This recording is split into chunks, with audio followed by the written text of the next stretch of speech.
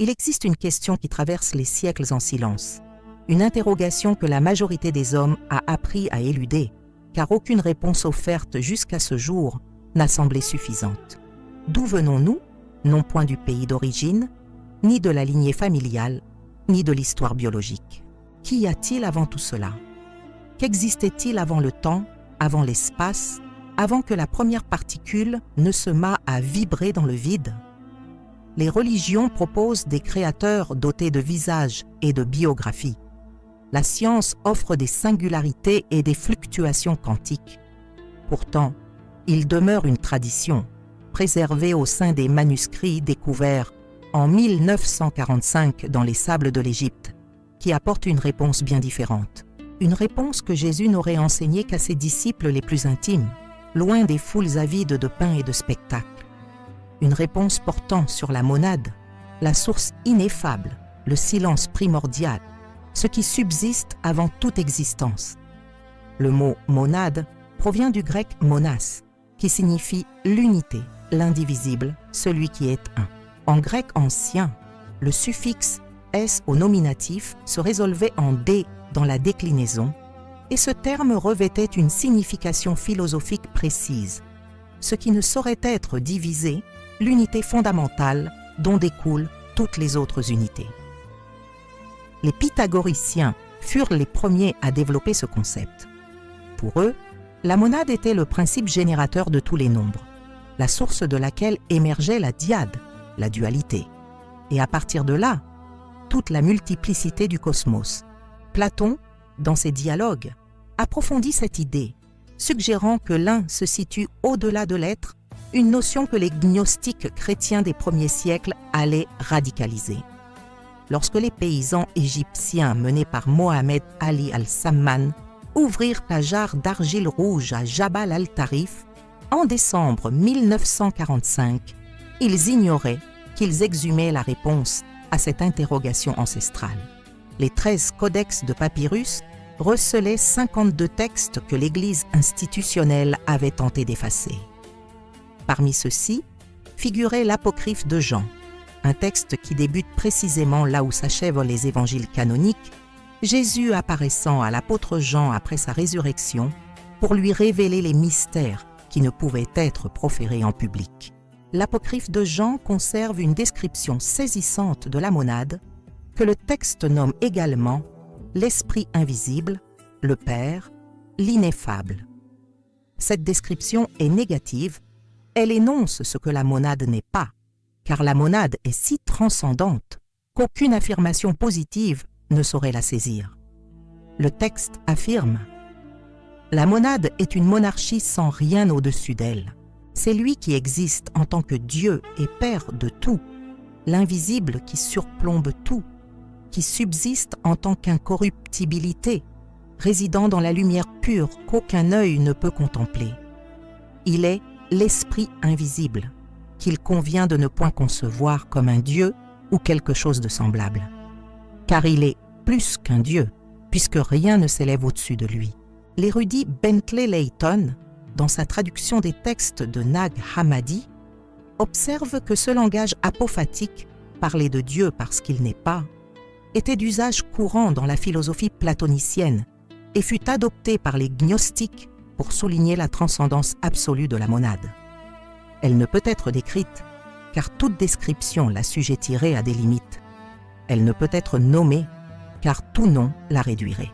Elle est, selon les termes d'un autre texte gnostique, la profondeur, bitos, et le silence, sige. Le chercheur Hans Jonas, dans son ouvrage classique « La religion gnostique », dépeint la monade comme l'abîme de l'être, non point un vide d'absence, mais une plénitude si absolue que le mot même de présence semble être un outrage à sa magnitude. L'apocryphe de Jean poursuit « Il est ineffable, car nul ne peut le comprendre. Il est immesurable, car nul ne peut le mesurer.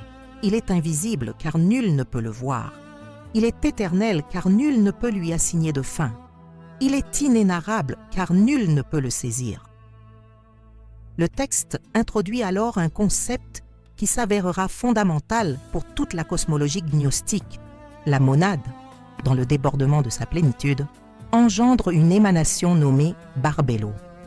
L'apocryphe de Jean décrit « Il regarda en lui-même et se refléta dans sa lumière, la lumière qu'il est lui-même, et son reflet devint une puissance. Et elle est Barbelo, la pensée première, l'image de l'esprit invisible. » Barbelo est fréquemment dépeinte comme la mère ou le premier humanoïde, une figure androgyne recelant en elle toutes les puissances de la création à venir. L'érudite Hélène Pagels, dans ses travaux sur les textes de Nag Hammadi, fait remarquer que cette description de l'émanation n'est point une création au sens de façonner quelque chose à partir du néant, ex nihilo, à l'instar de la théologie orthodoxe. C'est un épanchement, une floraison, une expansion. La monade ne crée pas comme un artisan façonne un objet distinct de lui-même. Elle émane comme le soleil diffuse ses rayons. Les rayons procèdent de la même substance que le soleil, tout en étant distinctes dans leur manifestation. Les éons, ces émanations divines qui constituent le plérôme, la plénitude, sont des pensées de la monade, des vibrations d'intelligence pure, s'unissant en couple parfait, les syzygies, préservant ainsi l'équilibre d'une architecture invisible et sacrée. Différents textes gnostiques attribuent des nombres variables aux éons, 30 dans certains systèmes, 365 dans d'autres, mais tous s'accordent à dire qu'ils forment une hiérarchie servant de médiatrice entre la monade transcendante et le cosmos matériel. Le plérôme, qui en grec signifie littéralement plénitude, n'est point un lieu au sens spatial. C'est un état d'être, une dimension de conscience, la totalité des émanations divines. L'érudit Nicolas Denzel Lewis observe que le terme plérôme était familier aux oreilles des anciens Grecs. Il apparaît même dans le Nouveau Testament, au sein des épîtres de Paul aux Colossenses et aux Éphésiens. Cependant, les gnostiques l'employèrent pour décrire le royaume de lumière dont les âmes humaines sont déchues et vers lequel elles doivent retourner. L'Évangile de Philippe, un autre texte de Nag Hammadi, affirme « Ce qui est le plus intérieur chez l'être humain est la plénitude, plérôme, et il n'est rien de plus intérieur que cela. Et c'est cela qu'il nomme le plus élevé. » La monade, par conséquent, n'est point un être personnel au sens où nous l'entendons communément. Ce n'est point un vieillard à barbe blanche assis sur un trône. C'est la source ineffable, le silence qui précède toute parole, la lumière qui ne peut être contemplée, car elle est ce qui rend la vision possible. L'apocryphe de Jean se veut explicite. Il n'est ni corporel ni incorporel. Il n'est ni grand ni petit. Il n'est ni quantité ni qualité. Car nul ne peut le comprendre.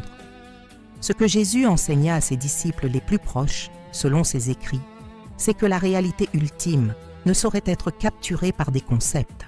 Elle ne peut être qu'expérimentée. Et cette expérience est la gnose, la connaissance directe transformatrice qui ne porte pas sur la monade, mais émane de la monade elle-même. L'érudit Bentley Layton, dans son introduction à l'apocryphe de Jean, souligne que le texte fut cité par Irénée de Lyon dans son traité contre les hérésies, rédigé vers l'an 185 de notre ère. Cela signifie que l'apocryphe de Jean circulait déjà au IIe siècle et que ses enseignements sur la monade étaient mots jugés assez périlleux pour être réfutés par l'un des théologiens les plus influents de l'Église primitive. Irénée décrivit ces textes comme un nombre indicible d'écrits secrets et apocryphes qu'ils ont eux-mêmes forgés pour égarer l'esprit des insensés qui ignorent les véritables écritures. L'ironie, comme le fait remarquer l'historienne Karen King, réside dans le fait que ces mêmes textes qu'Irénée s'efforça de réfuter sont devenus, après la découverte de Nag Hammadi, des sources primaires indispensables pour appréhender la diversité du christianisme primitif. La relation entre la monade et le Dieu de l'Ancien Testament constitue l'un des points les plus controversés du gnosticisme. Selon l'apocryphe de Jean, le Dieu qui se révèle dans les Écritures hébraïques n'est point la monade, mais un être inférieur nommé Yaldabaoth, le démiurge. Le texte décrit comment l'un des éons, Sophia, la sagesse, désirant créer sans son partenaire, engendra une forme imparfaite. Cet être, Yaldabaoth, façonna le monde matériel et les archontes, les gouverneurs de ce monde, et dans son ignorance, proclama « Je suis Dieu, et il n'en existe point d'autre que moi ». L'érudit Hans Jonas décrit le démiurge comme une figure d'une auguste ignorance. Il ne ment pas, il croit sincèrement en ses paroles.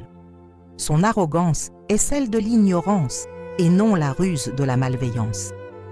Ce que Jésus enseigna, selon l'apocryphe de Jean, c'est qu'il existe quelque chose au-delà de ce Dieu créateur. Il demeure une source plus élevée, mais aussi plus profonde, plus ancienne. Et cette source est la monade. Le texte affirme que lorsque Yaldabaoth se proclama l'unique Dieu, une voix descendit d'en haut, disant « Tu es dans l'erreur, Samaël ». Samaël signifiant « le Dieu des aveugles ». Cette voix ne provenait point d'un ennemi extérieur. Elle émanait de la monade, à travers Barbelo, rappelant au démiurge qu'il n'est point le souverain suprême. Mais il n'écouta point. Sa cécité n'était pas physique, elle était spirituelle. Il s'avérait incapable de voir au-delà de sa propre personne. Le chercheur Kurt Rudolph, dans son ouvrage « Gnosis, The Nature and History of Gnosticism », observe que cette cosmologie radicale n'est point une simple inversion du bien et du mal, mais une analyse profonde de la condition humaine. La monade représente la source inaccessible, le mystère qui ne peut être nommé. Le démiurge incarne l'ordre matériel, la loi, la structure, la tradition, tout ce qui nous maintient captifs de schémas répétitifs. L'étincelle divine que recèle chaque être humain, le pneuma, est un fragment de la lumière de la monade emprisonnée au sein de la création du démiurge. La gnose est l'éveil à la perception que ce monde n'est point notre demeure. La question que posent les gnostiques n'est pas « comment servir Dieu ?», mais plutôt « comment échapper au Dieu de ce monde pour retourner à la monade ?» L'évangile de Thomas, l'un des écrits les plus insignes de la bibliothèque de Nag Hammadi, conserve des dits de Jésus qui orientent vers cette voie. Dans le Dite 3, Jésus déclare « Si ceux qui vous guident vous disent « Voici, le royaume est dans le ciel », alors les oiseaux du ciel vous devanceront. S'ils vous disent « Il est dans la mer », alors les poissons vous devanceront. Mais le royaume est au-dedans de vous et il est au-dehors de vous. Les guides, les chefs religieux, les prêtres, les détenteurs de la vérité pointent vers l'extérieur, vers le ciel, vers la mer, vers l'avenir, vers l'obéissance aux lois. Ils désirent que vous cherchiez le royaume ailleurs. Pourquoi ? Parce que si vous découvrez que le royaume est au-dedans, ces guides perdent leur pouvoir. Vous n'avez plus besoin d'intermédiaires. Vous accédez directement à la monade par l'entremise de l'étincelle qui réside en votre propre être. Le Pistis Sophia, un autre texte gnostique préservé dans le Codex Askew, acquis par le British Museum en 1785, décrit Jésus instruisant ses disciples durant 11 années après sa résurrection, non seulement au sujet de la monade, mais aussi sur toute l'architecture du cosmos, les éons, les archontes et le chemin de retour de l'âme vers la source.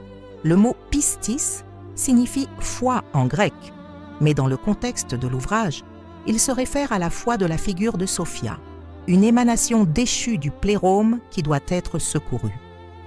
Ce texte constitue l'une des sources les plus détaillées sur la cosmologie gnostique, décrivant de multiples strates du cosmos, le trésor de la lumière, les 12 éons, le 13e éon, le firmamento et les régions de châtiment où les âmes qui ont failli à s'éveiller sont purifiées ou réincarnées. L'érudit Einar Thomassen, dans son analyse du valentinisme, l'une des principales écoles gnostiques, observe que les éons étaient reperçus comme semi-distincts de la monade. Ils étaient comme différents doigts d'une même main ou différents sommets d'une même montagne. Ce n'étaient point des créatures séparées au sens où nous l'entendons. C'étaient des extensions de la divinité elle-même, des pensées de la monade ayant acquis une sorte d'indépendance opérationnelle. Cette notion d'émanation, par opposition à la création ex nihilo, est fondamentale pour la cosmologie gnostique. La monade n'a pas créé le monde, elle a débordé. Et ce débordement, au fil d'émanations successives, s'est progressivement éloigné de la source, devenant de plus en plus imparfait, jusqu'à ce qu'au niveau le plus bas, le démiurge, l'ignorance et l'arrogance se substituent à la lumière et à la sagesse. Qu'est-ce que cela signifie pour le chercheur spirituel? L'érudit Hans Jonas soutient que le gnosticisme est, en son essence, une religion de courage. Non point le courage d'affronter des ennemis extérieurs, mais le courage de faire face à sa propre ignorance. Le courage de reconnaître que l'on a été trompé. Le courage de se méfier de la voie que l'on a toujours cru être la sienne. Le courage de regarder le démiurge, au-dedans comme au-dehors, et de déclarer « Tu n'es point Dieu, il existe un au-delà ». Et cet au-delà est la monade. Non point un être personnel avec lequel on pourrait négocier, mais la source même de notre existence, le silence qui précède toute parole, la lumière qui ne peut être contemplée, car elle est ce qui rend la vision possible. Ce que Jésus enseigna à ses disciples les plus intimes, selon les textes de Nag Hammadi, c'est que le chemin de retour vers la monade ne s'effectue point par des rites extérieurs, des croyances dogmatiques ou l'obéissance à des autorités. Il s'accomplit par la gnose, une connaissance directe, expérimentale, transformatrice. Et la gnose n'est point une chose que l'on acquiert, c'est un état que l'on devient. C'est le processus de dépouillement des strates d'identification au monde matériel, à la personnalité fabriquée, aux voies des archontes, jusqu'à ce qu'il ne subsiste que l'étincelle pure, le fragment de la lumière originelle, qui ne fut jamais altéré par la chute. La question qui demeure, au terme de cette investigation, n'est point « la monade existe-t-elle ?», mais plutôt « es-tu disposé à chercher ?» La connaissance de la monade n'est point un secret à consigner sur des parchemins, c'est une présence à percevoir. Et cette perception ne découle point de l'étude. Elle provient du silence. Elle surgit de la pause entre une pensée et une autre. Elle émane de la respiration que tu ne contrôles point, mais que tu peux observer. Elle naît de l'espace que tu crées lorsque tu cesses de combler le vide par le bruit. La monade est là, au centre de ton être, dans la lumière qui ne s'est jamais éteinte, dans le silence que les archontes ne sauraient investir. Elle ne demande point à être adorée, elle demande à ce que l'on se souvienne d'elle. Souviens-toi, aujourd'hui, à cet instant, lors de la prochaine pause entre une pensée et une autre, car la monade n'est point dans le ciel, ni dans la mer, ni dans l'avenir. Elle est au-dedans, et elle y a toujours résidé.